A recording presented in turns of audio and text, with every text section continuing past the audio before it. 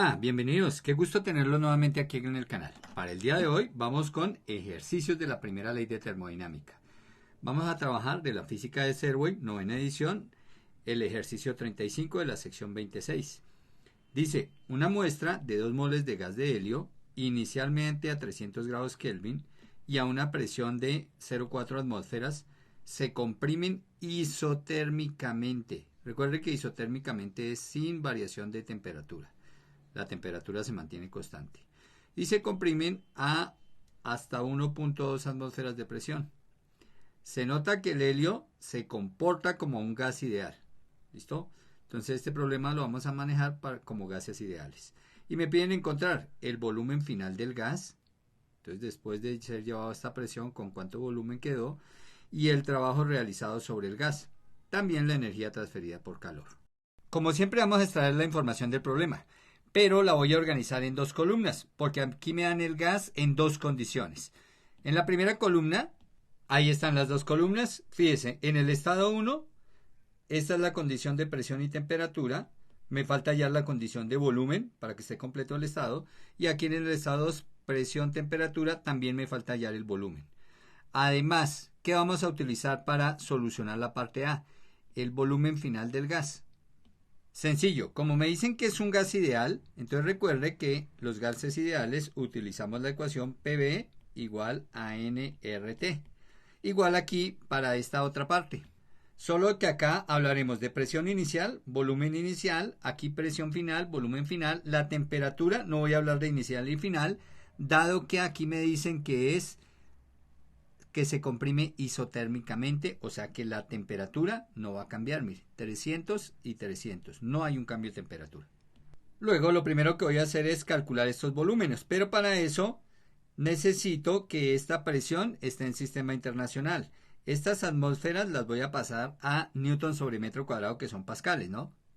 Y entonces lo primero que decimos es que una atmósfera, que es la presión atmosférica, ¿cierto? Una atmósfera equivale a 1.013 por 10 a la 5 newton sobre metro cuadrado.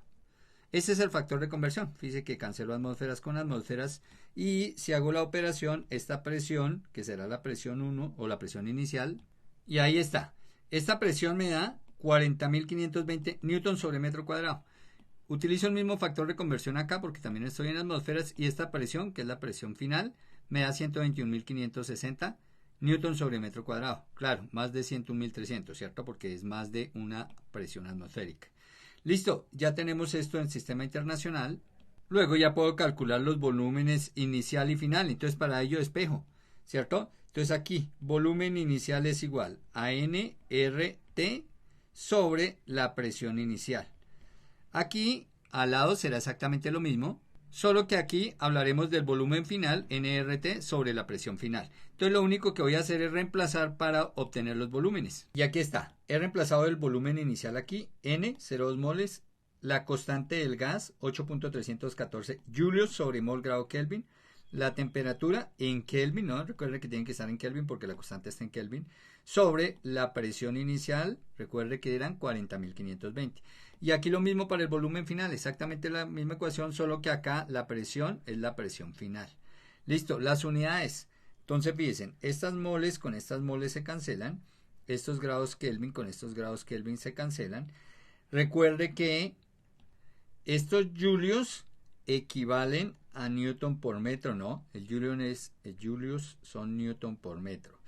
¿Eso para qué así? Para que este newton se cancele con este newton.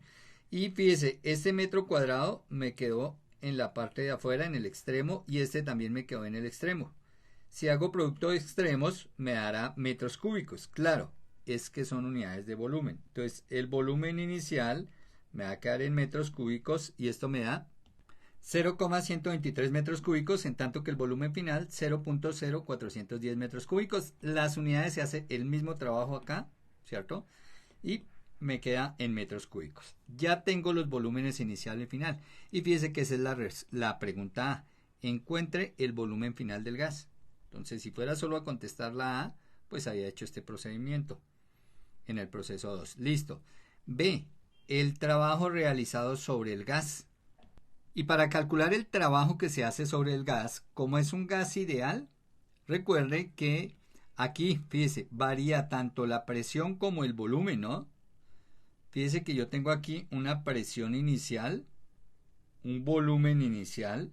Aquí tengo una presión final y un volumen final. Entonces los dos son variables. Luego el trabajo acá lo vamos a calcular como menos la integral de P por dB, donde yo tengo que relacionar la presión en función del volumen, porque esta derivada está respecto al volumen. Entonces una ecuación que le relacione presión y volumen. Como se trata del gas ideal, recuerde, PV igual a nRT. De acá obviamente tengo que despejar presión, ¿cierto? Entonces si voy a dejar despejar presión, pues este volumen que está multiplicando la presión lo bajo a dividir. Quiere decir que la presión es igual a nRT sobre el volumen. Bueno, coloquemos siempre el igual enfrente de la raya y la presión frente al igual. Listo. Eso quiere decir que esta presión la voy a reemplazar por esto. ¿Por qué por esto? Porque fíjese que en esta ecuación está volumen y esta es la diferencial de volumen. Entonces allá puedo hacer la integral. Bueno, esto va entre un volumen inicial y un volumen final, la integral, ¿no? Entonces sería menos la integral de nRT sobre B, que esto es la presión, esto es el valor de la presión, mírela, por el diferencial de volumen, entonces acá por el diferencial de volumen entre un volumen inicial y un volumen final. Claro, para este problema usted tiene que tener unas nociones básicas, elementales de cálculo integral. ¿Qué pasa si no las tiene? Pues que esto me va a conducir a una ecuación o a una fórmula que ustedes la llaman a una fórmula que le permite solucionar estos problemas. Entonces aplica la fórmula. ¿Cuál es la fórmula? Pues sigamos desarrollando la integral. Entonces aquí nos da que esto es igual a... Entonces, en esta integral, n es el número de moles, es constante. R es la constante, precisamente constante universal del gas, es constante.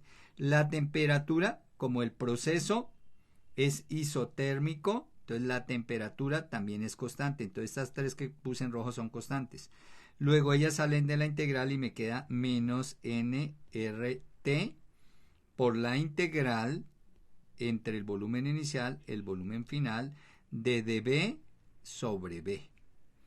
Y la fórmula que usted va a obtener acá es menos nRT por el logaritmo natural, porque la integral de B sobre B es logaritmo natural de B, entre un volumen inicial y un volumen final.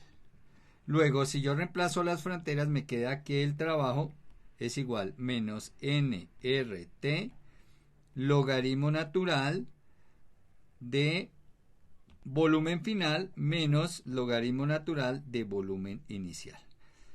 Por propiedades del logaritmo, el logaritmo de una diferencia es igual al logaritmo, bueno, anotemos aquí la propiedad, logaritmo de A menos logaritmo, bueno, logaritmo natural o logaritmo en cualquier base, de A menos logaritmo de B, es lo mismo que el logaritmo, en este caso natural, de A sobre B. Esa es la propiedad de los logaritmos. Luego, si yo la aplico, llego a la ecuación que los que no saben cálculo integral la pueden utilizar, trabajo igual a menos nRT logaritmo natural del volumen final sobre el volumen inicial. Entonces, si usted no sabe cálculo integral, puede hacer el ejercicio diciendo que el trabajo en un gas ideal, que el cual, ojo, está en un proceso isotérmico, lo puede calcular como menos nRT logaritmo natural volumen final sobre volumen inicial. Puede aplicar esa fórmula. Bueno, y aquí he reemplazado. Donde está lo café, he reemplazado en la ecuación, ¿no? Trabajo igual. Número de moles 0,2, la constante universal del gas, 8.314 julios sobre grado Kelvin mol.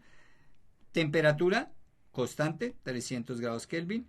Y logaritmo natural del volumen final sobre el volumen inicial. Listo. Unidades, cancelé metros cúbicos, cancelé Kelvin, Kelvin, moles, moles. Esto me quedó en julios porque es trabajo. Ahora, si ustedes sacan este logaritmo, hacen la división, sacan logaritmo, esto el resultado les da negativo y con este negativo les da positivo y toda esta operación me dio 5,48 kilojulios. Me dio 5.480, o sea, 5,48 kilojulios. Esa es la cantidad de trabajo que se ha hecho y me dio positiva. Ahora, la pregunta C dice la energía transferida por calor. Entonces, para hallar la energía transferida por calor, pues aplicamos esta que es la primera ley de la termodinámica, ¿no? Primera ley. ¿Qué nos dice la primera ley? Que la variación en la energía interna es igual al calor más el trabajo. ¿Listo? La variación de calor más la variación de trabajo. Ahora, como es un sistema isotérmico, no hay cambio de temperatura, quiere decir que la variación en la energía interna es cero. Y si esto es cero, entonces yo puedo pasar este delta de W al otro lado, pasaría a negativo y me queda que la variación en el calor es igual a menos el trabajo. Como ya encontré aquí atrás el trabajo, entonces la variación en el calor es menos 5,48, que es el trabajo. Menos 5,48 kilojulios. O sea que el calor sale del sistema. Y ahí está contestada la pregunta C. La energía transferida por calor es igual a la cantidad de trabajo que se hizo, pero salió del sistema. Los espero en el siguiente video sobre este tema, donde vamos a trabajar más problemas de primera ley. No se les olvide compartir el video a compañeros y amigos, suscribirse, recomendar el canal y las preguntas, por favor me nombra el minuto exacto para ayudarle con la solución. Nos vemos en el próximo video.